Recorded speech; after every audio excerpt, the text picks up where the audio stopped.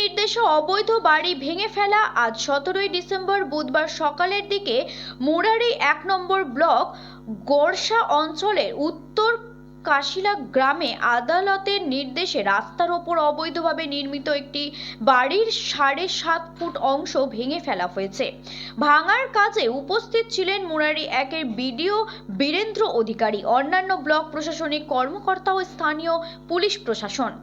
প্রাথমিক তদন্ত থেকে জানা গেছে, বাড়ির মালিক আইনি শেখকে বহুবার প্রশাসনের পক্ষ থেকে নোটিশ দেওয়া হয়েছিল, কিন্তু কোনো রকম কর্ণপাত করেননি। স্থানীয়রা অভিযোগ করেন, এই অবৈধ নির্মাণের কারণে গ্রামে যান চলাচলের সমস্যা সৃষ্টি হচ্ছিল এবং এলাকার নিরাপত্তার হুমকির মুখে পড়ছিল।